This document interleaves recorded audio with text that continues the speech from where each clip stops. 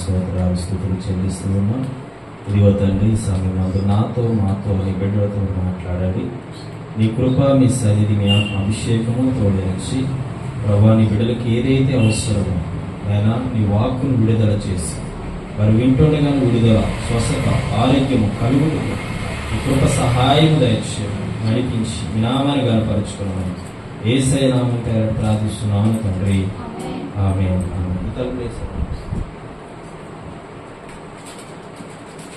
మొదటి సమూయేలు 3వ అధ్యాయము మనం చదువుకుందాం. చూడండి, అందరూ బైబిల్ వైపు చూడాలి. బాలుడైన సమూయేలు ఏలీ ఎదుట యెహోవాకు పరిచర్య చేయుచుండెను. ఆ దినములలో యెహోవా వాక్కు ప్రత్యక్షమవుట అరుదు. ప్రత్యక్షము తరచుగా తటస్థించలేదు. ఆ కాలమందు ఏలీ కనులు మందదృష్టి గలవైనందున అతడు చూడలేక తన స్థలమందు పండుకొని ఉండగాను, దీపము ఆరిపోక మునుపు సమూయేలు దేవుని మందసమందున్న యెహోవా మందిరములో పండుకొని ఉండగా యెహోవా సమూయేలును పిలిచాను. అతడు చిత్తమండి నేనున్నానని చెప్పి ఏలీ దగ్గరకు పోయి, నీవు నన్ను పిలిచితివి కదా, నేను వచ్చి తినను. అతడు, నేను పిలవలేదు, పోయి పండుకొనమని చెప్పగా అతడు పోయి పండుకొనెను. యెహోవా మరలా సమూయేలు అని పిలవగా సమూయేలు లేచి ఏలీ యొద్దకు పోయి, చిత్తము, నీవు నన్ను పిలిచితివి గనుక వచ్చి తినను. అయితే అతడు, నా కుమారుడా, నేను నిన్ను పిలవలేదు, పండుకొనమని పోయి పండుకొనమనెను. సమూయేలు అప్పటికి యెహోవాకును ఎరుగకయుండెను. యెహోవా వాక్కు అతనికి ఇంకా ప్రత్యక్షం కాలేదు. యెహోవా 3వ మారు సమూయేలు పిలవగా అతడు లేచి ఏలీ దగ్గరకు పోయి, చిత్తం, నీవు నన్ను పిలిచిదివే, ఇదిగో వచ్చి తిననగా ఏలీ, యెహోవా ఆ బాలుని పిలిచినని గ్రహించి, నీవు పోయి పండుకొమ్ము. ఎవరైనా నిన్ను పిలిచిన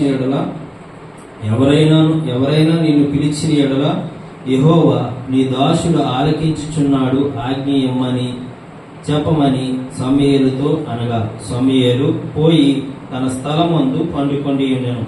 తరువాత యెహోవా ప్రత్యక్షమై నిలిచి ఆ రీతిగా సమూయేలు అని పిలవగా సమూయేలు, నీ దాసుడు ఆలకించుచున్నాడు, ఆజ్ఞ ఇమ్మనెను. దేవునికి స్తోత్రం కలుగును గాక. ముందుకి తర్వాత చదువుకుందాం.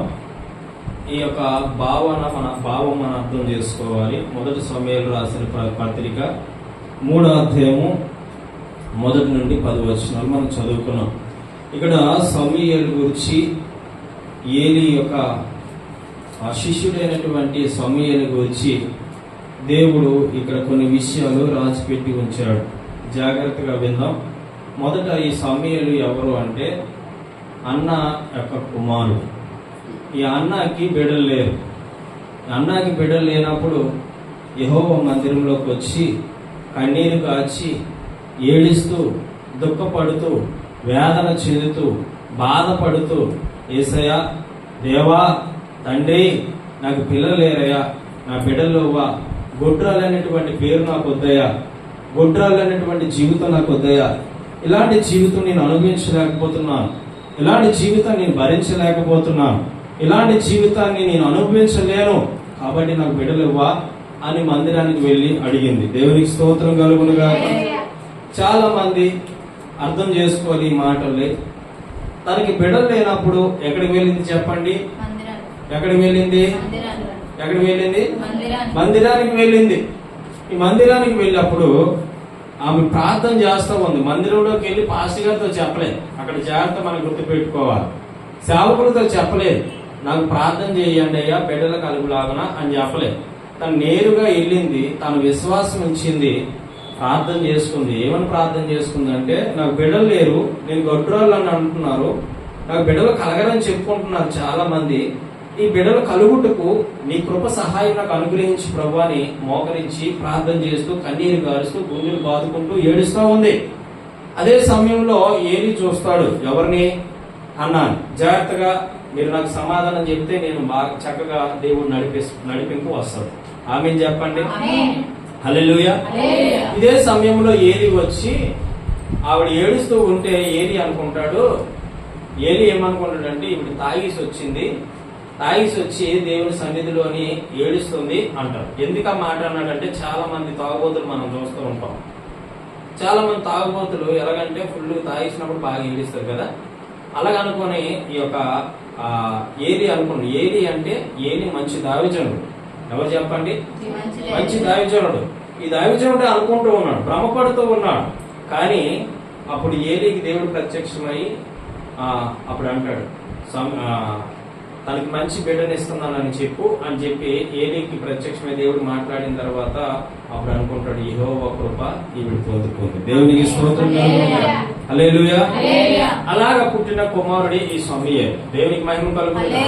ఈ సమూయేలు ఎవరి దగ్గర పెరుగుతాడు అంటే చిన్న వయసులోంచి బాల్యంలో నుంచి ఎక్కడ పెరుగుతాడు చెప్పండి? దేవుని యొక్క సన్నిధిలో పెరుగుతాడు. ఎక్కడ పెరుగుతాడు? సన్నిధిలో పెరుగుతాడు. మన పిల్లలు ఎప్పుడు కూడా, నేను మొన్న ఒక మెసేజ్ ఇచ్చాను, ఆ మెసేజ్ లో కూడా చెప్పాను. ఏమని చెప్పానంటే, మీ పిల్లలకి ఒకరు ఇద్దరు ఉన్నప్పుడు ఒకరి సేవకు అప్పగించేయండి.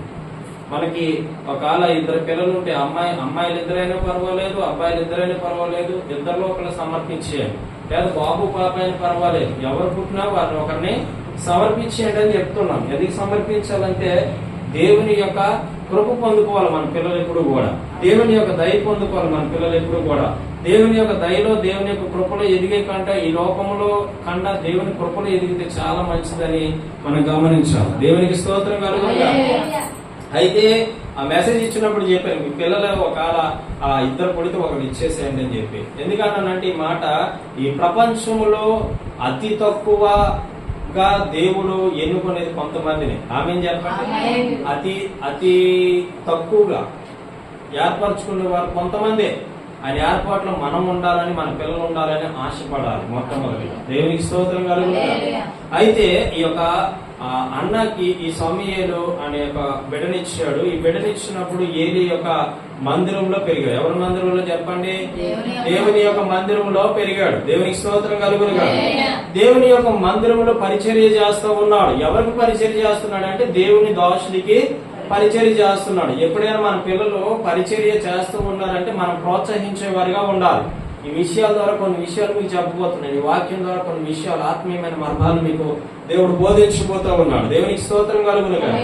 అయితే మనం అర్థం చేసుకోవాలి ఏంటంటే, మన పిల్లల్ని మందిరంలో పెంచితే, దేవుని యొక్క పనిలో పెంచితే, దేవుని యొక్క కృపలో ఎదిగేటువంటి విధంగా ఉంచితే వారు ఎప్పటికీ కూడా చెడిపోరు, గొప్పవాళ్ళు అవుతుంటారు. వైశ్యందును, ఆరోగ్యమందును, ఆయుష్యందును, దేవుని కృపలో, దేవుని దయలో ఎదుగుతూ పెరుగుతూ పెద్దవాళ్ళు అవుతూనే ఉంటారు. వారికి చెడు అంటే ఏమీ తెలియదు. ఎందుకంటే వారు పెరిగేది ఎక్కడ చెప్పండి? దేవుని మందిరంలో. కాబట్టి దేవుని మందిరంలో పెరిగే పిల్లలు ఎప్పుడు కూడా దేవుని స్వరాన్ని వినేవారిగా ఉంటారు, దేవుని మాట వినేవారిగా ఉంటారు, దేవుని యొక్క కృపలో ఎదిగేవారిగా ఉంటారు. ఈ బాలుడైన సమూయేలు మనం చదువుకున్నాం. ఆయన దేవుని స్వరాన్ని వినగలిగాడు అంటే అర్థం ఏంటంటే ఆయన పెరిగింది ఎక్కడంటే దేవుని మందిరంలో. దేవునికి స్తోత్రం కలుగునుగా. నేను కూడా 10 సంవత్సరాలు ఒక ఆయన దగ్గర పరిచర్య చేశాను. 1 సంవత్సరం 2 సంవత్సరాలు కాదు, 10 సంవత్సరాలు ఒక ఆయన దగ్గర పరిచర్య చేసి సేవకు వచ్చినటువంటి విధానంలో దేవుడు నన్ను పెట్టాడు. దేవునికి స్తోత్రం కలుగునుగా. ఎందుకు 10 సంవత్సరాలు పరిచర్య చేయాల్సింది వచ్చిందంటే, ఈ 10 సంవత్సరాలు కూడా నేను నేర్చుకోవాల్సింది చాలా ఉన్నాయి.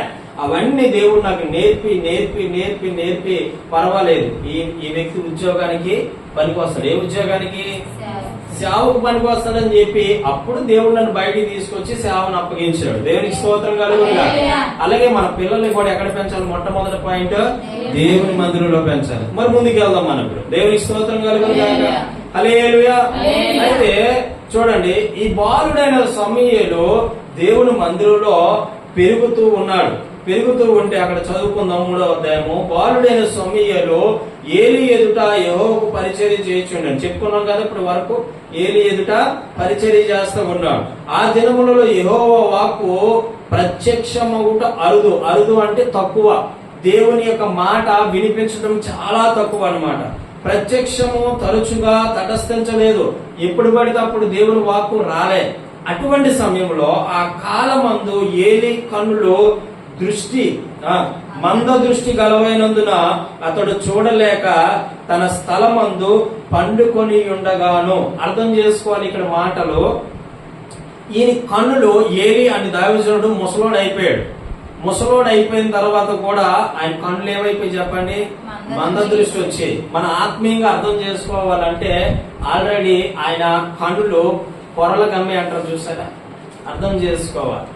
తాను తన పిల్లలు పాపంగా నడిచారు. ఇప్పుడు ఏలి మంచి దావిజనుడే, వారి పిల్లలు కూడా ఏమవ్వాలి, మంచి దావిజనులు అవ్వాలి. కానీ దేవుని దృష్టికి ఏలి యొక్క పిల్లలు పాపం చేసిన వారిగా కనబడ్డారు.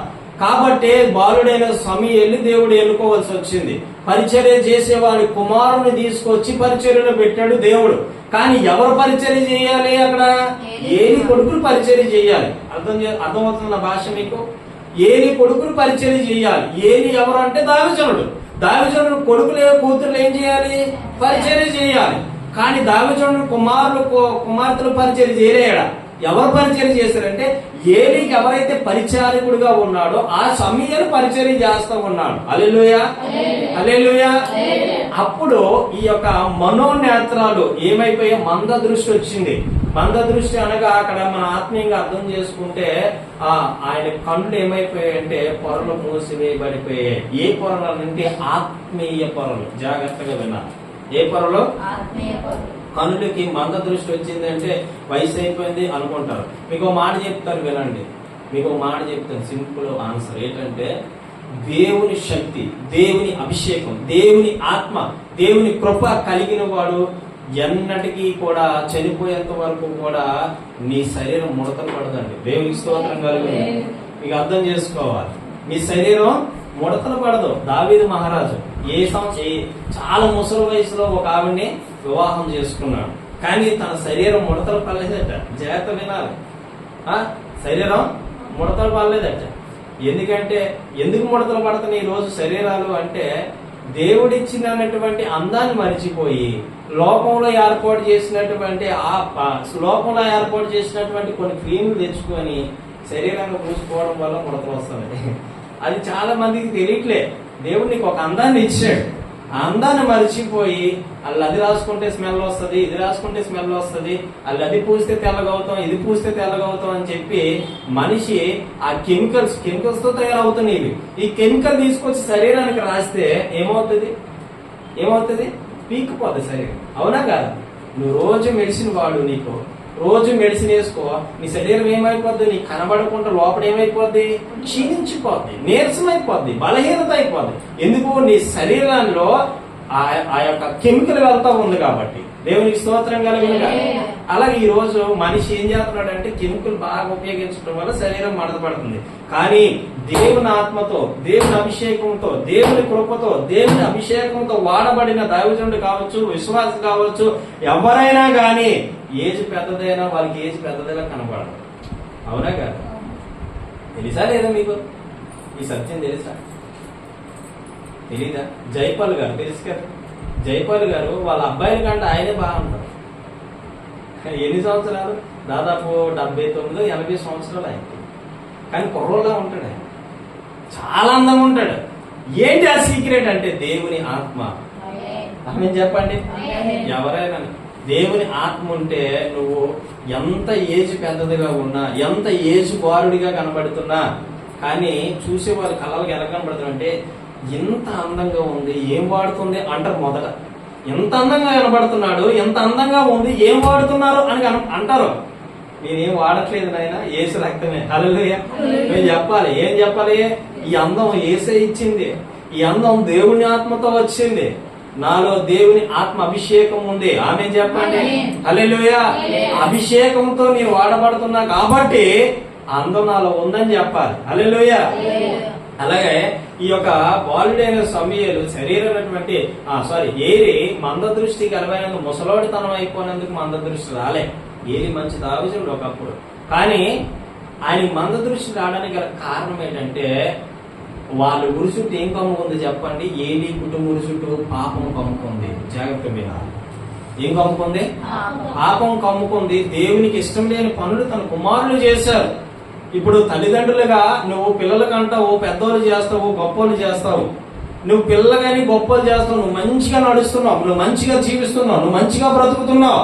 నీ కుమారులు, నీ కుమార్తెలు తప్పుగా నడిస్తే దెబ్బ ఎవరికి చెప్పండి? ఎవరికి?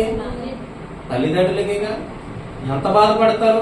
నీ కుమారులు తప్పుడు మార్గంలో నడుస్తుంటే, నీ కుమారులు తప్పుడు మార్గాన్ని వెళ్తూ ఉంటే, నీ కుమారులు నీ కుమార్తెలు తప్పుడుగా జీవిస్తూ ఉంటే ఆ తల్లిదండ్రులు ఎంత కుమిలిపోతారో అలాగే ఏలీ కూడా కుమిలిపోయి అలాగ కృషించిపోయి ఏమైపోయిందంటే తనకి పాపం అది కుమిలిపోయి ఏమైపోయిందంటే తన జీవితంలో ఏంటంటే ఆ యొక్క ఆత్మీయ నేత్రాలు తెరవలేకపోయాడు. ఆమేన్ చెప్పండి.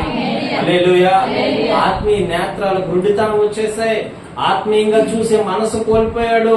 ఆత్మీయంగా చూసేటువంటి జ్ఞానాన్ని కోల్పోయాడు. ఆత్మీయంగా చూసేటువంటి ఆ కళ్ళను కోల్పోయాడు. ఎవరు అంటే ఏలీ కోల్పోయాడు. కాబట్టి ఆ వాపు మన సమూయేలు దగ్గరికి వచ్చింది. ఆమేన్ చెప్పండి. హల్లెలూయా. ఇక్కడ చూద్దాం 2వ వచనం. ఆ కాలమందు ఏలీ కనులు మంద దృష్టి గలవనిందున అతడు చూడలేక తన స్థలమందు పడుకొని ఉండెను. దీపము ఆరిపోక మునుపు సమూయేలు దేవుని మంద సంబంధున్న యెహోవా మందిరంలో పండుకొని ఉండెను. యెహోవా సమూయేలును పిలిచెను. అతడు చిత్తమండి. ఇది ఒక్కసారి 2 సార్లు కాదండి.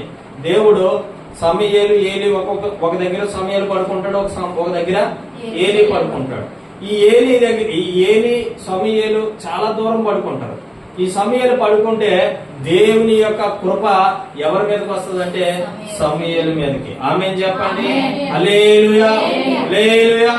ఎందుకు సమూయేలు మీదకి వచ్చింది అంటే మీరు అర్థం చేసుకోవాలి. ఇక్కడ చాలా జాగ్రత్తగా వినాలన్న మాటలు.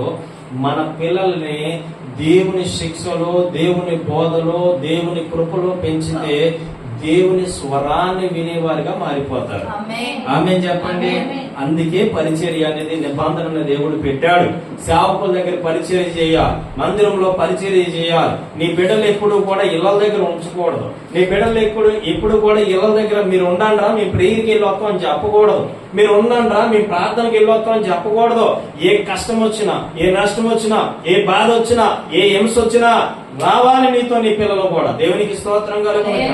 ఒకనొక సందర్భంలో నేను నా భార్య కలిసి పిల్లలతోని, మా పాప చిన్న పాప అయితే ప్రార్థనకి వెళ్ళి వస్తున్నాం. రాత్రి 1 గంట అయిపోయింది. 1 గంట అయిపోతే ఒక స్థలంలోకి వచ్చిన తర్వాత నన్ను పోలీసులు ఆపారు. నా బండిని పోలీసులు ఆపారు. ఏడికి వెళ్ళి వస్తున్నావు అని అడిగారు. అప్పుడు రైడ్ జరుగుతూ ఉంది, గంజాయి స్మగ్లింగ్ రైడ్ జరుగుతూ ఉంది. అదే సమయంలో నేను వస్తున్నాను. చాలా మంది పోలీసులు ఆపి మొదట నన్ను చూడలే, నా బండి అంతా చెక్ చేసుకుంటున్నారు అన్నమాట. నా బండి అంతా చెక్ చేసుకుంటుంటే నేను చెప్పాను, ఏముంది చెక్ చేసుకోండి, ఏముంటది, మా అయితే వెనకాల చెక్ ఉంటది, ముందు నా సీట్ ఉంటది, ఇంకేముండదుగా, కాబట్టి చెక్ చేసుకోండి అంటే ఏడికి వెళ్ళి వస్తున్నావు అని అడిగాడు. ప్రార్థనకు అన్నాడు. ఇది బైబిల్ చూపించు అన్నాడు. బైబిల్ చూపించాం. బైబిల్ చూపించిన తర్వాత మా ఆవిడేమో 2 కాళ్ళు జాపుకొని మా పాపని ఆ 2 కాళ్ళ మీద వేసుకుందన్నమాట. వేసుకుంటే వాళ్ళ పిల్లలు చూసి ఈవిడెవరు అని అడిగింది. నేను అన్నాను నా భార్య అన్న. నా భార్య మా పిల్లలండి అన్న. ఈ టైంలో పిల్లలు తిప్పుతున్నావు ఏంటి నువ్వు అని అడిగారు. నేను అన్నాను నేనేం అనలేదు. అక్కడి నుంచి సరే సార్ అంటే నా నెంబరు, నా ఫోన్ నెంబరు, నా బండి నెంబర్ తీసుకొని అప్పుడు నన్ను పంపించారు. అంటే అర్థం చేసుకోండి, చాలా మంది పిల్లలు తీసుకెళ్తే రాత్రిపోతారు, దయ్యాలు వస్తాయి, ఉదయం పూట ఏమో శత్రువు వస్తాడు, ఈ భయపడిపోతారు. చాలా మంది పిల్లలు తీసుకెళ్లరు. ఈ వీడియో ద్వారా వింటున్న ప్రియమైనటువంటి దేవుని బిడ్డలారా, ఎవరిని ఏమీ చేయలేరు. మనిషిని ఎవరు ఏమీ చేయలేడు. ఒకవేళ దేవుడి కృపని యందు లేకపోతే కనుక నీకు ఏమైనా అవుతుంది తప్ప దేవుని కృప నీకు ఉన్నంత కాలం నీకు నీ కుటుంబానికి ఏమీ అవ్వదు. దేవునికి స్తోత్రం కలుగును గాక. హల్లెలూయా. అర్థం చేసుకోవాలి చాలా జాగ్రత్తగా మనము. అయితే ఈ సమూయేలుకి దేవుడు ఒకసారి కాదు, 2 సార్లు కాదు, 3 సార్లు పిలిచాడు. 3 సార్లే ప్రత్యక్షమయ్యాడు, పిలిచాడు. ఆమేన్ చెప్పండి. ఎందుకు పిలిచాడయ్యా అంటే సమూయేలు ఏలీ కన్నా అద్భుతంగా ప్రార్థనలో, దేవుని కృపలో, దేవుని దయలో, దేవుని యొక్క మందిరములో మంచిగా చక్కగా యథార్థంగా బ్రతుకుతూ పరిచర్య కొనసాగిస్తున్నటువంటి దైవజనులుగా దేవుడు సమూయేలుని చూచాడు. దేవునికి స్తోత్రం కలుగును గాక. అయితే ఏలీ కూడా అసలు తన కుమారుడు చేయవలసిన పరిచర్యని ఎవరికి అప్పగించాడు? ఇప్పుడు నేను చెప్తాను. ఈ పరిచర్య నాకు ఇచ్చాడు, ఇది కానీ చక్కగా చేయలేదు అనుకో, ఈ స్థలంలో నన్ను తీసి ఇంకొకని పెడతాడు దేవుడు. తెలుసలేదు? అర్థమవుతుందా మీకు? చాలా మంది ఇలాగే కూలిపోయారు, చాలా మంది ఇలాగే పోయారు, చాలా మంది ఇలాగే పక్క సైడ్ తీసాడు దేవుడు.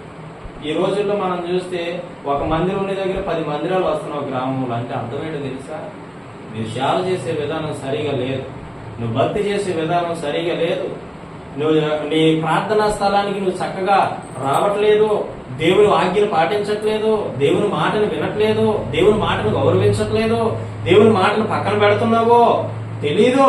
కాబట్టి నీవున్న స్థలంలో ఇంకొకళ్ళు తీసుకొచ్చి పెడుతున్నాడు. ఎవరు పెడుతున్నారు? దేవుడే. తెలుసా నీకు? మా గ్రామంలో ఒక మందిరం ఉండేది. అలాంటిది ఇప్పుడు 3 మందిరాలు. ఎందుకు ఒక మందిరం ఉంటే, ఒక మందిరముతో ఒకప్పుడు షేక్ చేసేవాడు ఆయన. షేక్ చేయడం అంటే దేవుని ఆత్మతో నింపబడి, దేవుని శక్తితో నింపబడి, దేవుని అధికారముతో నింపబడి, దేవుని అభిషేకముతో నింపబడి అనేక వందలాది మంది ప్రజలను నడిపించి అనేక సేవకులు తయారు చేసినట్టు వ్యక్తి పడిపోయేసరికి ఆ పడిపోతాడని తెలియకముందు ఇంకొక సేవకులు తీసుకొచ్చి దేవుడు పెట్టేశాడు. ఆయన సరిగ్గా చేయలేదని ఇంకొక ఆయన తీసుకొచ్చి పెట్టాడు. చూడండి, నీ గ్రామంలో, నీ పట్టణంలో, నీ ఉంటున్న స్థలంలో ఇంకొక వ్యక్తి వస్తున్నాడంటే నీ భక్తి లేదు, గుర్తుపెట్టు. నీ భక్తి పోయింది. అలాగే ఏలి ఉన్న స్థలంలోనికి సమూయేలు రాగలిగాడు అంటే దేవుడు ముందే ఎరిగి సమూయేలుని ఏలి దగ్గరికి పంపించాడు. చప్పట్లు కొట్టండి. అర్థమవుతుంది నా మాట, క్లారిటీగా అర్థమవుతున్నట్టు చెప్తున్నాను, జాగ్రత్త వినాలి. సమూయేలుని ముందుగా పంపించడానికి గల కారణము, సమూయేలుని దైవజనుడు చెయ్యాలనుకున్న కారణము, సమూయేలుని ప్రవక్తగా నిర్మించాలనుకున్నది కారణం ఏంటి అంటే ఏలి తన కుమారులు చెడిపోయినారు. నీవు నీ కుటుంబంలో నువ్వు చెడిపోతే నిన్ను పక్కన పెడతాడు దేవుడు. నీ కుటుంబంలో పెద్దదానివి, ఒక స్తంభంలో నిలబడవలసిన నీవే పాడైతే నీ స్థానము కోల్పోతావు. గుర్తుపెట్టుకో. నీ కుటుంబంలో నీవే ఉన్నప్పుడు, నీ కుటుంబాలకు నీవే అండగా నిలబడినప్పుడు, నీ భర్తకు ఒక భార్యగా, నీ భార్యకు ఒక భర్తగా నువ్వు నిలబడినప్పుడు నీవే పాపం ప్రకారంగా దేవుని మాట వినలేని వాడిగా, దేవుని మాటను పక్కన పెట్టేవాడిగా జీవిస్తే గనక తటస్థిస్తుంది శాపము నీ మీదకి. నీ స్థానంలో ఇంకొక తీసుకొచ్చి పెడతాడు. అర్థమవుతుందా? జాగ్రత్తగా గమనించాలి. నీతో పని లేదనుకో, పీకి పారేస్తాడు దేవుడు. అయితే మనుషుల దగ్గరికి వచ్చేసరికి పీకి పారేస్తాడు. లేదా యోహాను సువార్త 15వ అధ్యాయంలో, లేదా నాకు వేరుగా ఉండి మీరేమి ఏం చేయలేను దేవుడికి వేరుగా. నాలో పనికిరాని తీగలు తీసి ఏం చేస్తాడైనా అది. నువ్వు పనికొచ్చేవారిగా ఉండాలి, నీ పిల్లలు పనికొచ్చేవారిగా ఉండాలి, నీ బిడ్డలు పనికొచ్చేవారిగా ఉండాలి, దేవుని మందిరంలో పెంచాలి. మీ చేతనైనంత వరకు కూడా దేవుని మందిరంలో పెంచడానికి ప్రయత్నం చేయండి. దేవునికి స్తోత్రం కలుగునుగా. హల్లెలూయా. అయితే ఈ సమూయేలుని దేవుడు ఎన్నుకున్నాడు, ఏలిని పక్కన పెట్టాడు. గుర్తుపెట్టుకోవాలి ఈ మాట. అయితే ఈ సమూయేలుకు ఒకసారి కాదండి, 2 సార్లు కాదు, దేవుడు వచ్చి పిలుస్తా ఉన్నాడు. సమూయేలు అని పిలిస్తే అసలు సమూయేలుకి తెలీదు దేవుడు పిలుస్తున్నాడు అని చెప్పి. ఆమె చెప్పండి. సమూయేలుకి అసలు తెలీదు దేవుడే నన్ను పిలుస్తున్నాడు, దేవుడే నాకు ప్రత్యక్షం అవుతున్నాడు, దేవుడే నాతో మాట్లాడుతున్నాడు అనే సంగతి సమూయేలుకి తెలీదు. ఎందుకంటే ఎప్పుడు ఎన్నడో చూడలేని స్వరముతో మాట్లాడుతుంటే అది ఏలీది అనుకొని తన దైవజనుడైన ఏలీ దగ్గరికి వెళ్ళి అప్పుడు అంటున్నాడు. ఏమని అంటున్నాడంటే, నన్ను పిలిచారా? ఏమంటున్నాడు చూడండి, 5వ వచనం. ఏలీ దగ్గరకు పోయి, నీవు నన్ను పిలిచితివా అంటే, నిన్ను పిలవలేదు అంటున్నాడు ఏలీ. నేను నిన్ను పిలవలేదు అంటే, పోయి పండుకో అంటే మళ్ళా వచ్చి మళ్ళా పండుకున్నాడు. మళ్ళా దేవుని స్వరం వినబడుతుంది. ఎవరికి చెప్పాలి? ఎవరికి? మళ్ళా వచ్చి మళ్ళా పిలుస్తూ ఉన్నాడు దేవుడు. ఎవరిని? సమూయేలుని. మళ్ళా లేచి, చూడండి, మళ్ళా లేచి, మీరు అర్థం చేసుకోండి, మళ్ళా లేచి మళ్ళా ఏలీ దగ్గరికి వచ్చి, నీవు నన్ను పిలిచితివా అని అడిగాడు. నేను పిలవలేదు, వెళ్ళి పండుకో అన్నాడు. మళ్ళా వచ్చాడు, మళ్ళా పండుకున్నాడు. మళ్ళా 3వసారి దేవుడు సమూయేలు దగ్గరికి వచ్చి, సమూయేలు సమూయేలు అని పిలుస్తున్నాడు. పిలవంగా మళ్ళా లేచి మళ్ళా ఏలీ దగ్గరికి వెళ్ళి అంటున్నాడు, మీరు నన్ను పిలిచారా అని అడిగితే అప్పుడు ఏలీ గమనిస్తాడు. ఏమనంటే, అప్పటికే ఏలీ దేవుని ఆత్మని రుచి చూచిన వ్యక్తి. దేవునికి స్తోత్రం. రుచి చూచిన వ్యక్తి కాబట్టి ఏలీ అంటాడు, నీ దాసుడు పండుకున్నాడు, ఏమని చెప్పమన్నాడు. అక్కడ చూడండి ఒక మాట. సమూయేలు లేచి ఏలీ యొద్దకు పోయి, చిత్తము నీవు నన్ను పిలిచితివి గనుక వచ్చితినెను. అయితే అతడు, ఆ. నా కుమారుడా, ఆ. నేను నిన్ను పిలవలేదు, ఆ. పోయి పండుకొనమని. ఆ. సమూయేలు ఆ. అప్పటికి యెహోవా వాక్కు ఎరిగి ఉండెను. చూసావా, యెహోవా వాక్కు ఎరిగి ఉండేను. యెహోవా వాక్కు ఆ. అతనికి ఇంకా ప్రత్యక్షము కాలేదు. యెహోవా ఆ. మూడవ మారు సమూయేలును పిలవగా అతడు లేచి ఏలీ దగ్గరకు పోయి చిత్తము, ఆ. నీవు నన్ను పిలిచితివేమి? ఆ. ఇదిగో ఆ. అనగా ఏలీ యెహోవా వాళ్ళని పిలిచినని గ్రహించి నీవు పోయి ఆ. పండుకొమ్ము. ఎవరైనా నిన్ను పిలిచిన ఎడల యెహోవా నీ దాసుడు ఆలకించుచున్నాడు. ఆమె చెప్పండి, నీ దాసుడు ఆలకించుచున్నాడు అని చెప్పు అన్నాడు. ఎవరో ఏలి. సేవకుడు ఏలి దావీదుడు ఏదైతే చెప్తున్నాడో సమూయేలు అదే చేస్తున్నాడు. జాగ్రత్త వినాలి. అంటే ఇక్కడ అర్థమేటో తెలుసా? మీకు అర్థం కావాల్సిన విషయం ఏంటంటే, మొదట వచ్చాడు, పడుకున్నాడు, దేవుడు వచ్చి లేపాడు, తిన్నగా తన దావీదుడి దగ్గరికి ఎందుకు పిలిచారు అని అడిగాడు. నేను నిన్ను పిలవలేదు, పండుకో అన్నాడు. మళ్ళా రెండోసారి పిలిచాడు, మళ్ళా వెళ్ళాడు. మళ్ళా మూడోసారి పిలిచాడు, మళ్ళా వెళ్ళాడు. అంటే చూడండి, సమూయేలులో ఎంత ఓపిక సహనం ఉందో అర్థం చేసుకోండి. ఈ రోజు క్రైస్తవులకు లేదంటే ఆ ఓపిక సహనం. దేవుడు ఒక అద్భుతం చేయలేదంటే దాని వరకు కనిపెట్టరు. దేవుడు ఒక కార్యం చేయలేదంటే దాన్ని కనిపెట్టరు. దేవుడి యొక్క మర్మాన్ని బోధించే విధంగా నీకు బోధించినప్పటికీ కూడా ఆ బోధ ఏంటో నువ్వు వినలేవు. ఓపిక ఉండదు, సహనం ఉండదు. ఓపిక సహనం లేకపోతే, ఓపిక సహనం కలిగి నువ్వు లేకపోతే నువ్వు క్రైస్తవురాలు అనబడడం అనవసరం, నువ్వు క్రైస్తవుడిగా జీవించడం అనవసరం. ఓపిక తెచ్చుకోవాలి. ఆమేన్ చెప్పండి. ఓపిక కావాలి మనిషికి, ఓపిక ఉండాలి. ఈ సమూయేలుని చూడండి, అర్ధరాత్రి పూట ఎవరినైనా లేపి ఏమండి తలుపు తీయరా అని చెప్పి తలుపు దగ్గరికి వెళ్ళి కొట్టాలి. వాడు వస్తాడు, ఫస్ట్ సారి వస్తాడు, తీస్తాడు. తీసిన తర్వాత ఎవడో కనపడ్డ తలుపు దగ్గర. మళ్ళా వెళ్ళి పడుకుని ఒక 5 నిమిషాల తర్వాత మళ్ళీ వెళ్ళి ఏమండి తలుపు తీయరా అని అడగండి. అడగని తర్వాత మళ్ళీ పక్క సైడ్కి వచ్చి ఆయన వచ్చి తలుపు తీస్తాడు. ఇక మూడోసారి వీళ్ళు ఏం చేస్తాడు తీస్తే వాడు మళ్ళా 5 నిమిషాలు పోతాడేమో తిరిగేసి ఉంటాడు. అక్కడే తలుపు తీరే ఉంటాడు. తలుపు ఇలా తీసిన తర్వాత అటు ఎవడో చూద్దాం, పిలిటొట్టుకొని ఏద్దాం రండి అని చెప్పి వీడి కరెక్ట్ గా అక్కడ కర్ర పట్టుకోనో లేకపోతే వీడి సిద్ధమయ్యో ఉండడం చెప్పాలి. జాగ్రత్త, అవునా కదా? అప్పుడు వీడు తలుపు ఇలా తీసే ఏమంటే తలుపు అనగా నీ చెవిటం లాగదు. శోభ్రం చదువుకోవడం నీకు వెనక ముందు చూడటం. ఇదండి మనుషులు కొన్ని పద్ధతులు, అవునా కదా? నీలో ఓపికేది, సహనమేది? ఎవడని తిట్టాడు అనుకో, ఓపికేది, సహనమేది? ఎవరైనా ఏమన్నా అన్నారు అనుకో, ఓపికేది, సహనమేది? నువ్వు క్రైస్తవుడువా? నువ్వు క్రైస్తవురాలు? ఎవరైనా ఏదన్నా అన్నారు అనుకో, ఇలా దింపుకొని పోయినాడండి క్రైస్తవుడు. అర్థం చేసుకో. ఈరోజు ఎవరైనా ఏమని అన్నారనుకో, నువ్వు ఇలా తిరుపుకొని పోవాలి అంతే. హల్లెలూయా చెప్పండి. ఒకప్పుడు ఎవడైనా నా ఎదురు మాట్లాడితే ఆడు తనులు గాయాలా లేకపోతే నన్ను తనాలా? ఇదే నా పద్ధతి. ఈ రోజు ఎవడేమన్నా సరే ఇలా దులుపుకోవడానికి పోవడం గల కారణం ఏంటి తెలుసా? ఈ బైబిల్ నాకు అలా బోధించి. ఆమేన్ చెప్పండి. హల్లెలూయా. అదేంటి, అది నేర్చుకో. ఓపిక సహనము ఉండాలి. ఎవరైనా ఏమని అన్నప్పుడు ఇలా దులుపుకొని పోవాలి అంతే. దులుపుకొని పోయినంత మాత్రాన నువ్వు చిన్నదానం అయిపోవు. దులుపుకొని పోయినంత మాత్రాన వాళ్ళు నీకంటే గొప్పలు అయిపోరు. అర్థం చేసుకో వాక్యాన్ని జాగ్రత్తగా అర్థం చేసుకో, వింటూ జాగ్రత్తగా అర్థం చేసుకో. ఎవరైనా ఏమని అనేటప్పుడు నీ వరకు నీ మొహం మీద అనేసరికి ఏం చేయాలి తెలుసా? దేవుడు మొహం మీద దగ్గరికి వచ్చి తూ అని కాండ్రకి చూశాడు ఒక ఆయన. ఎవరి మొహం మీద?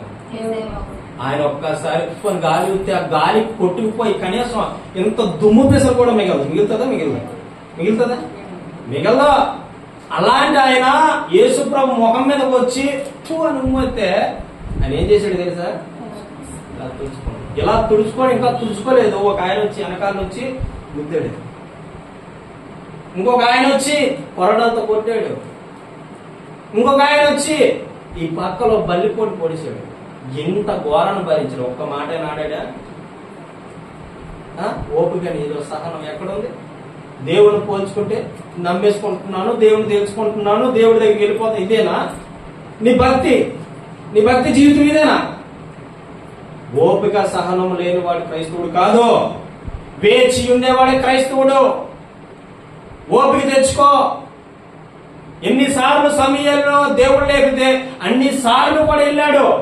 ఎక్కడ కూడా సొనిగినట్లేదు బైబిల్లో, గుర్తుపెట్టుకో.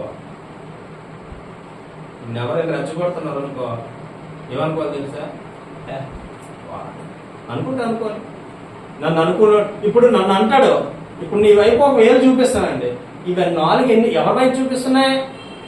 ఎవరు నోరు ఉందా లేదా? వినాలి. నాకేసం చూపిస్తున్నాయి.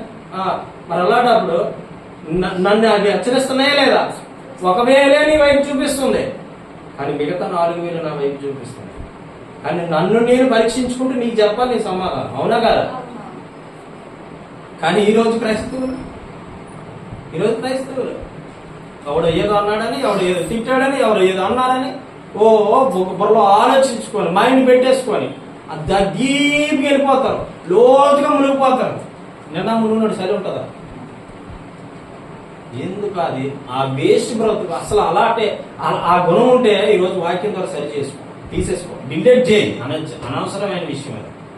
ఆమె చెప్పారు, ఓపిక సహనం క్రైస్తవుడికి చాలా అవసరము. ఓపిక లేకుండా, సహనం లేకుండా దేవుని యొక్క మందిరంలో గాని నిలవడానికి నీవు అర్హుడు కాదు.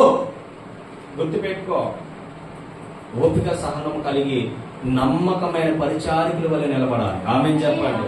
ఈ 3 సార్లు పిలిచినప్పుడు సమూయేలు లేచి వెళ్ళిన తర్వాత అప్పుడు గ్రహించాడు ఏలి ఏమనంటే, నీ దాసుడు ఆలకించుచున్నాడు చెప్పమన్నాడు. హల్లెలూయా. తిన్నగా ఆ ఓపికను మెచ్చి, ఆ సహనాన్ని మెచ్చి అప్పుడు సమూయేలుకి తన విషయాన్ని బయలుపరుస్తాడు. ఎవరి విషయాన్ని తెలుసా? ఏలి గురించే బయలుపరుస్తాడు. తెలుసా మీకు? చదువుదాం, చూడండి.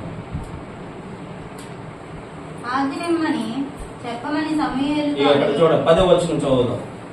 తరువాత యెహోవా ప్రత్యక్షమై నిలిచి ఆ రీతిగా సమూయేలు అని పిలవగా, సమూయేలు నీ దాసుడు ఆలకించుచున్నాడు, ఆజ్ఞమ్మనెను. అంతటే యెహోవా సమూయేలుతో ఇలాగ సెలవిచ్చెను, ఇశ్రాయేలులో నేను ఒక గొప్ప కార్యం చేయబోచున్నాను, దానిని వినువారందరూ చెవులు గింగురమనెను.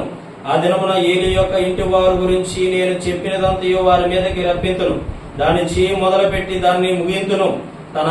తన కుమారులు తమ్మును తాము శాపగ్రస్తం చేసుకొని చున్నారని తాము ఎరిగి వారిని అడ్డగింపలేదు కనుక అతని ఇంటిని నిత్యమైన శిక్ష విధించునని నేను అతనికి తెలియజేతును. హల్లెలూయా, హల్లెలూయా. అంటే ఇక్కడ సమూయేలుకు దేవుడు ప్రత్యక్షమై ఏం చెప్తున్నాడు తెలుసా? సమూయేలు, నీ దాసుడు ఉన్నాడు కదా ఏలి, ఆ దైవజనుడు తన ఇంటి వారిని తన కుమారుల్ని తను ఏం చేయలేదట. చూడండి 13వ వచనము. తన కుమారులు తాము శాపగ్రస్తులుగా చేసుకొనుచున్నారని ఎరిగి వారిని అడ్డగింపలేదు. ఏం చేసుకుంటున్నారు? ఒకవేళ నీ కుమారుడు పాడైపోతున్నప్పుడు లేదా నీ కుమార్తె పాడైపోతున్నప్పుడు నీ తల్లిగా తండ్రిగా బాధ్యత తెలుసా? నిన్ను చూసి వారు వనకాలి. అలా నేర్పించండి పిల్లలకి ఎప్పుడు కూడా. అర్థమవుతుందా? లేకపోతే వాళ్ళు తోవ తప్పిపోతారు, వారు తోవ నుండి తొలగిపోతారు. వారు తోవ తొలగిపోయిన తర్వాత నీ మీద నా మీద తిరగబడే వారుగా తయారవుతారు. వాళ్ళు అలా తయారైనప్పుడు నా జీవితం ఎందుకు, నా బ్రతుకు ఎందుకు, నా కుమారుడే నన్ను హేళనగా చూస్తున్నాడు, నా కుమార్తె నన్ను హేళనగా చూస్తూ ఉందని ఎంతో మంది సతమతమైపోతూ వారు బ్రతుకులు నాశనం చేసుకున్నారు. కొన్ని వేలాది మంది నేను చూసుకుంటూ వస్తా ఉన్నాను. అవునాగా? ఒక తండ్రి అట ఒక కుమారుని గారాల ముద్దుగా పెంచాడట. పాపం గారాల ముద్దుగా పెంచితే వాడు హ్యాపీగా బ్రతికాడు, హ్యాపీగా తండ్రి తెచ్చింది అంతా తిన్నాడు. కొద్ది సంవత్సరాలు ఆగిన తర్వాత ఇది పెరిగి పెద్ద అయిన తర్వాత కొన్ని రోజులకి అనుకోకుండా తండ్రిని ఒక రోజు చెంప మీద కొట్టేశాడట. ఏం చేశాడట? చెంప మీద కొట్టాడట. పాపం తండ్రి ఇలాగ కొడుతూ ఉన్నప్పుడు సరదా అనుకొని తను ఇంకా గారాల ముద్దుగా పెంచాడు. చూడండి, పిల్లలు ఇలా కొడుతూ ఉంటే ఏమంటాడు? వాడిని కొట్టరా, వీడిని కొట్టరా, వాడిని కొట్టరా అని చెప్తుంటాం కదా. వాడికి అది నేర్పించింది నువ్వే, గుర్తుపెట్టుకో. అలాగా అన్న తర్వాత ఈ తండ్రి ఒక రోజు గబగబాను ఎక్కడికో పనికెళ్ళి వచ్చాడు. పనికెళ్ళి వచ్చిన తర్వాత వీడు పెద్దోడు అయ్యాడు, ఎదిగాడు. అనుకోకుండా ఒక రోజు డాడీని ఎదిరించాడు. తర్వాత 2వ రోజు డాడీని ఏలం చేసి మాట్లాడాడు. 3వ రోజు కొట్టేశాడు. కొట్టేసిన తర్వాత తండ్రి ఏమనుకున్నాడు తెలుసా? నా కన్న కొడుకుతో నేనే తాపులు కాస్తే నేనేం చెప్పగలుగుతానని ఉరేసేసుకున్నాడు. ఏం చేశాడట? ఉరేసేసుకున్నాడంట.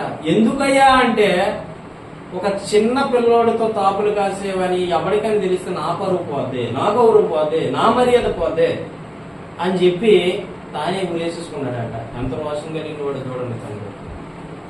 ఒక కొడుకుతో నేను తాపులు కాయడమా, ఒక కొడుకుతో నేను అనిపించుకోవడమా, ఒక కొడుకుతో నేను ఏలనగా మాటలు అనిపించుకోవడం, నా బ్రతికేందుకు అనుకున్నాడు అంతే.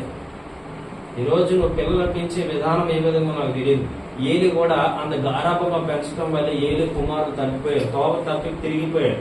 ఎందుకో తెలుసా? అసలు దేవుని దృష్టి ఏలి కుటుంబం మీద ఉంది. దేవుని కృప ఏలి కుటుంబం మీద ఉన్నప్పటికీ ఆ కృపని గమనించలేకపోయారు, ఆ దయని గమనించలేకపోయారు, ఆ కృపను పొందుకోలేకపోయారు ఏలి కుమారులు వారి యొక్క కుటుంబం.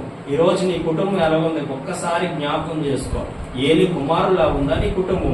ఒక్కసారి నువ్వు జ్ఞాపకం చేసుకుంటే, నువ్వు ఈ వాక్యంతో పోల్చుకుంటే నీ కుటుంబం ఒకవేళ ఆ విధంగానే ఉంటుంటే, నీ కుటుంబం ఆ విధంగానే నడుచుకుంటుంటే ఖచ్చితంగా దేవుని ఎదుట, దేవుని పాదాల ఎదుట పడి మోకరించి ప్రార్థన చేయి, దేవుడు అద్భుతం చేయబోతూ ఉన్నాడు. దేవునికి స్తోత్రం కలుగును.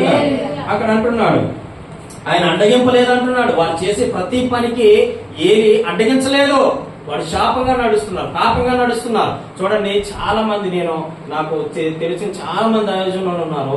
వాళ్ళకి 3-4 కొడుకులు ఉంటే ఈ దైవజనులు పరువు బట్ట బయలు చేసి బజార్లో ఈడ్ చేసిన కొడుకులు ఎంతో మంది ఉన్నారు. తెలుసా మీకు? ఎంతో మంది కూలిపోయి గుండె మీద తన్నేసేట విధంగా పరిచర్యని కాపాడుకుని తండ్రి వస్తే పిల్లలు ఏం చేస్తున్నారు? అదే పరిచర్యని పాడు చేస్తా ఉన్నారు. ఈరోజు తండ్రి ఎంతో ఒక్కాకు వేసుకొని పెద్ద వృక్షంగా లేదా పెద్ద ఇల్లుగా కట్టుకుంటున్నాడు. అర్థమవుతుందా మీకు? అర్థం చేసుకోవాలి జాగ్రత్తగా. తండ్రి కష్టపడుతున్నాడు. ఈ రోజు ఎన్నో వందలాది కిలోమీటర్లు దాటి నేను ఇక్కడ వస్తూ ఉన్నాను. అన్ని కిలోమీటర్లు దాటుకొని ఇక్కడికి వచ్చి వాక్యాన్ని విత్తి ఇక్కడ ఒక మంచి సంఘాన్ని కట్టుకున్నా, మంచి సేవను కట్టుకున్నా, మంచి సంఘాన్ని కట్టుకున్నాను అనుకోండి. ఒక స్థాయికి వెళ్ళింది, ఒక పొజిషన్కి వెళ్ళింది. ఈ లోపు నా కుమార్తెలు ఎదిగొచ్చిండ్రు.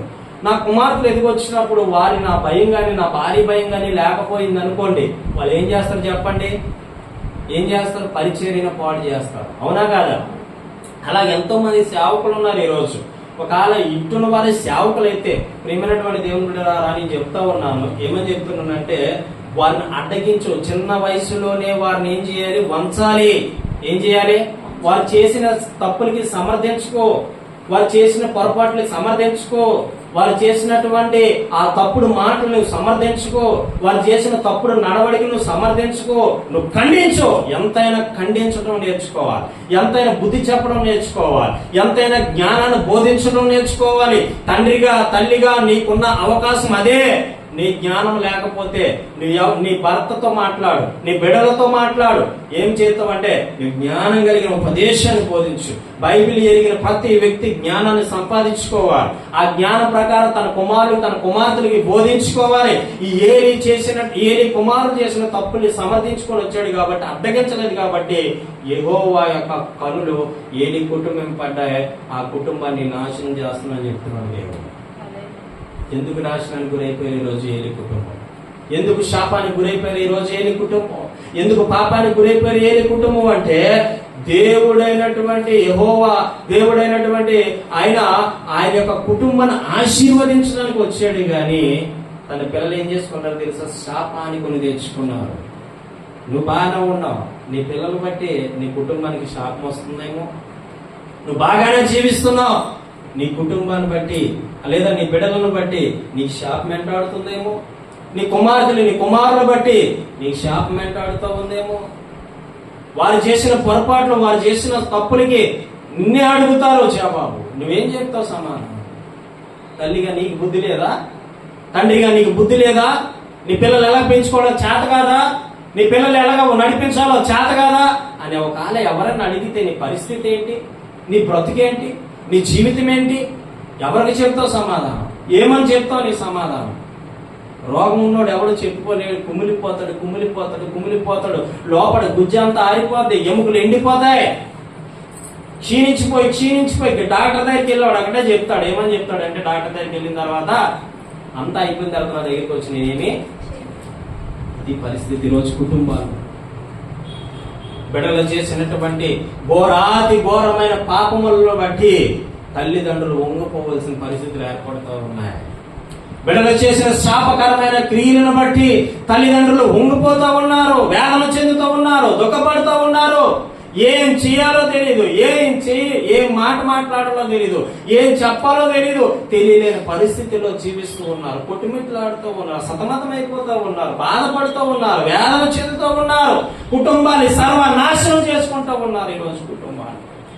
ఎందుకో తెలుసా? నువ్వు చిన్నప్పుడే వారిని అడ్డగించలేదు. మంచి డ్రెస్ వేసుకోకపోతే వార్నింగ్ ఇవ్వాలి, అర్థం చేసుకోవాలి. మంచిగా బట్టలు వేసుకోకపోతే చెత్త కొట్టాలి, దేవుడు చెప్పాడు బెత్తాను వాడమని. మంచిగా మాట్లాడకపోతే చెత్త కొట్టాలి, టయానికి నువ్వు చెప్పినట్టు వినకపోతే చెత్త కొట్టాలి. అంటే పిల్లల్ని చెత్త కొట్టాలంటే బండకేసి కొట్టిమని కాదు, అర్థం చేసుకోవాలి.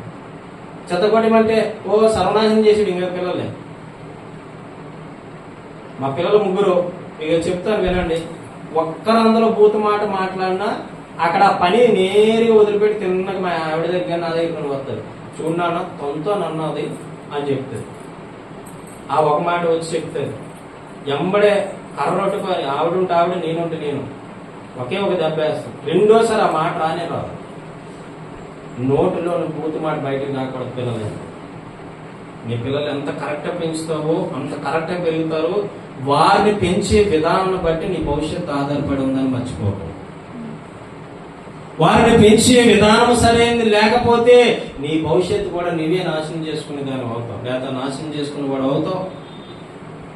ఏలికి పెంచడం రాలే, ఏలికి గద్దించడం రాలే, ఏలికి బుద్ధి చెప్పడం రాలే. కాబట్టి దేవుడు కోపపడ్డాడు ఏలి కుటుంబం మీద. ఈ మాట చెప్పి నేను ముగించేస్తాను చూడండి. అడ్డగించలేదు కనుక అతని ఇంటికి నిత్యమైన శిక్ష విధిత్తునని నేను అతనికి తెలియజేయుచున్నాను. ఎవరికి? ఏలి కుటుంబం ఇంటికి శిక్షను పంపిస్తున్నాను.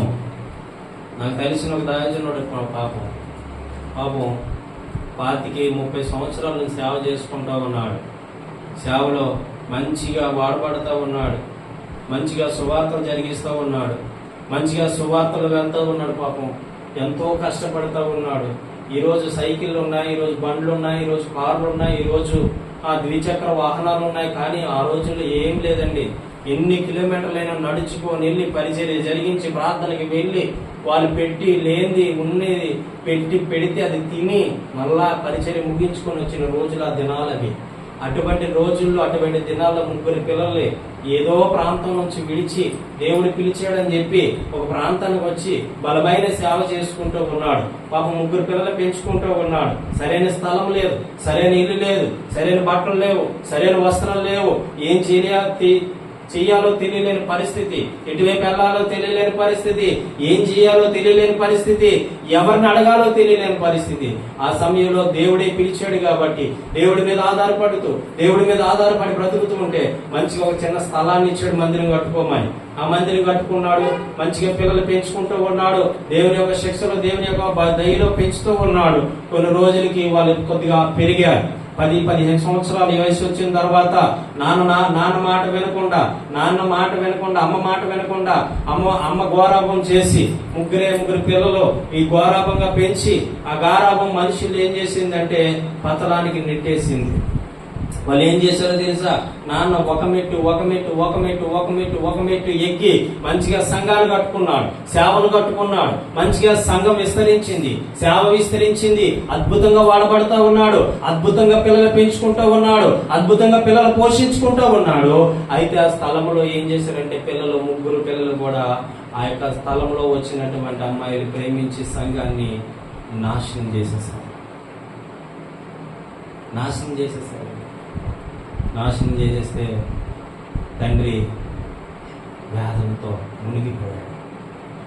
వేదనతో గుండె కొట్టుకుంటూ ఏడుస్తూ ఉన్నాడు. ప్రభువా, నా పరిస్థితి ఏందయ్యా ఎలాగైపోయింది, నా బ్రతికేందయ్యా ఎలాగైపోయింది, నా జీవితం ఏందయ్యా ఎలాగైపోయింది, నా భవిష్యత్తు ఇంతేనా, నేను కళ్ళలు ఏమైపోయినాయి, నా దర్శనాలు ఏమైపోయినాయి, నా జీవితం ఏమైపోయిందని పిల్లలను బట్టి ఏడుస్తూ అనుకోకుండా కరెన్సీస్ వచ్చేసింది. నోరు చెయ్యి కాలు పడిపోయింది. హాస్పిటల్ తీసుకెళ్లారు. ఎవరు తీసుకెళ్లారంటే సంఘస్థులు తీసుకెళ్ళి చూపించారు. చూపించిన అప్పుడు వచ్చే మాట ఇప్పుడు రాలేదు. కుమిలిపోతా ఉన్నాడు, వేదన చెందుతూ ఉన్నాడు, బాధపడతా ఉన్నాడు, దుఃఖపడిపోతా ఉన్నాడు. ఇప్పటికీ ఆ బాధను ఎవరు తీయలేకపోతూ ఉన్నారు. తీసినా మళ్ళా ఏదో తెలియలేని ఒక ఆలోచన, ఏదో తెలియలేనట్టు ఒక బాధ క్లియర్ అయింది. ఆ పారాలసిస్ నుంచి క్లియర్ అయింది. సేవ చేస్తున్నాడు కానీ మనశ్శాంతి లేదు, నెమ్మది లేదు. ఈరోజు ఎవరు వారి భార్యలు వారు చూసుకుంటున్నారు, నేను చూడట్లే. వారి పిల్లలు వారు చూసుకుంటే ఈయన ఎవరో పట్టించుకోలేదు. చూసారండి, ఒక పిల్లల్ని మనం సరిగా పెంచకపోతే, సరిగా వారి మంచి మార్గంలో నడిపించకపోతే నీవు నీ కుటుంబం ఏమైపోతే నాకైతే తెలియదు. కానీ దేవుడు చెప్తున్నాడు, ఏ నీ కుమారుడు వల్ల నీ కుమార్తెలుగా నీ కుమారులుగా ఒకళ్ళు పాడైపోతే తక్షణమే నీ ఇంటి దగ్గరికి వెళ్ళైనా ఈ సన్నిధిలో నేను మోకరించి ప్రార్థన చేయి. ప్రభువా, ఆ అన్న ప్రార్థన చేసినప్పుడు బిడ్డలు లేకపోతే బిడ్డలు పొందుకుంది.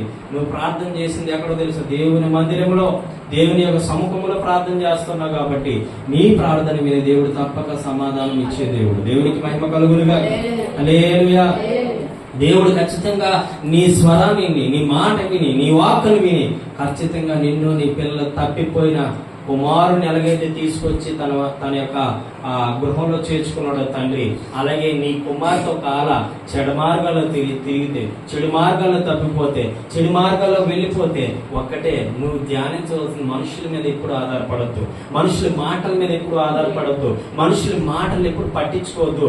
ఒకటి చేయి, మోకరించు, ప్రార్థన చేయి, కన్నీరు కాచు, వేదన చెందు. నీకు దేవుని యొద్ద నుండి సమాధానం వచ్చేంత వరకు కన్నీరు కాచి దేవుని దగ్గర మోకరించి ప్రార్థన చేయి, అద్భుతాన్ని చూడబోతావు. దేవునికి స్తోత్రం కలుగునుగా. ఏలి కుమారులు ఎలాగైతే తప్పిపోయారు, నీ కుటుంబాలు తప్పిపోయి తిరుగుతుంటే ఈ రోజే తక్షణమే ఈ ప్రార్థనలు నువ్వు ఏకీభవించినట్లయితే దేవుడు నిన్ను, నీ కుటుంబాన్ని సరిచేసి నడిపించి దీవించబోతా ఉన్నాడు. దేవుడి మాటలు దీవించును గాక. ప్రార్థన చేసుకుందామా? కళ్ళు మూసుకోనండి, ప్రార్థన చేసుకుందాం. కళ్ళు మూసుకోనండి. థ్యాంక్ యూ దేవా. Holy spirit in the name of Jesus. పరమ తండ్రి మీకు వందనాలు. అద్భుతకరుడా మీకు స్తోత్రాలు. ఎన్నో విషయాలు మాతో మాట్లాడారు. ఏ స్థలంలో ఉన్నా ఈ వీడియో ద్వారా వింటూ ఉన్నా బిడ్డ, ఏ స్థలంలో ఉన్నా నాతో పాటు ప్రార్థన ఏకీభవించు. ఇలాంటి సమస్యలో ఉన్నావా, ఇలాంటి బాధలో ఉన్నావా, కుటుంబాన్ని సరి చేసుకోలేకపోతున్నావా, ఏని గద్దించలేకపోయాడు కాబట్టి ఆ సమస్య వచ్చింది, ఏని గద్దించలేకపోయాడు కాబట్టి ఆ బాధలు వచ్చినాయి, ఏని గద్దించలేకపోయాడు కాబట్టి ఆ ఇబ్బందులు కలిగినాయి. నీ కుటుంబానికి అలా కలగకూడదని దేవుడు మాట్లాడుతూ ఉన్నాడు. నీ కుటుంబాన్ని సరి చేసుకో, మొరపెట్టు. ప్రభా, నా కుమార్తె తప్పిపోయిందయ్యా, నా కుమారుడు తప్పిపోయాడయ్యా, నా భర్త తప్పిపోయాడయ్యా, నా బిడ్డలు తప్పిపోయారయ్యా, నా మొర ఆలకించండి రాజా, నా మొరకి చెవి యొక్కండి రాజా. అడగండి, అడగండి, అడగండి. అడిగిన వెంటనే దేవుడు సమాధానాన్ని ఇచ్చే దేవుడు, దేవుడు సమాధానం ఇచ్చే దేవుడు. Thank you Jesus, thank you lord. గొప్ప దేవానికి వందనాలు. నువ్వు మాట్లాడిన ప్రతి మాటను బట్టి మీ కృతజ్ఞతాస్తుతులు, స్తోత్రాలు చెల్లిస్తున్నాం తండ్రి. అయ్యా, ఇగో ప్రభా, ఆయన నీ బిడ్డలుగా ఓపిక ఉండాలన్నావు, సహనం ఉండాలన్నావు.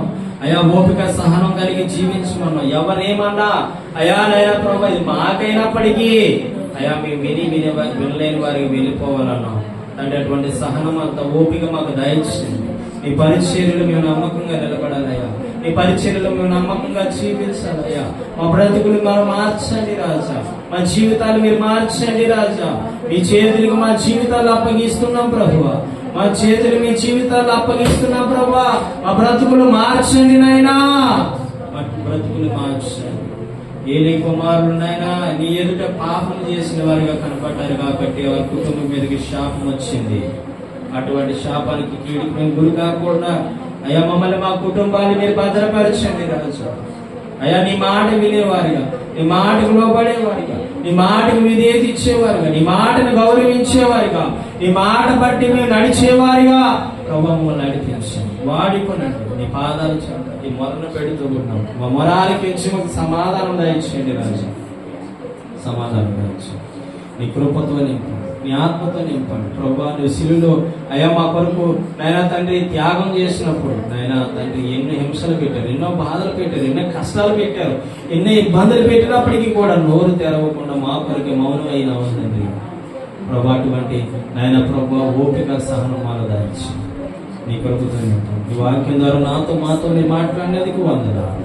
ఆయన మమ్మల్ని మేము సరి చేసుకుంటూ, మా బ్రతుకులు సరి చేసుకుంటూ, మా జీవితాలు సరి చేసుకుంటూ నీ పాదాల చెంత మొరపెట్టి కృపా ధన్యత భాగ్యం దయచేసి మీరే నడిపించి మహిమ ఘనత ప్రభావాలు పొందమని మా ప్రియుడు రక్షకుడైన యేసుక్రీస్తు వారి నామమున ప్రార్థించి స్తుతించి వేడుకొనుచున్నాము పరమ తండ్రి.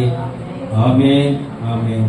మన తండ్రి అయిన దేవుని యొక్క ప్రేమ, మన కుమారుడు రక్షకుడైన యేసుక్రీస్తు ప్రభు వారి అత్యున్నతమైన కృప, పరిశుద్ధాత్మ అన్యోన్యత సహవాసము సన్నిధి ఇప్పుడు వచ్చిన బిడ్డలకును వారి కుటుంబాలకు నీ వాక్యమైన ప్రతి ఒక్క బిడ్డకును సదాకాలమైన తోడేందు కాపాడి రక్షించును గాక. ఆమేన్, ఆమేన్, ఆమేన్. అందరికీ వందనాలు. Praise the lord. దేవుని మమ్మల్ని దీవించును గాక. ఆమేన్.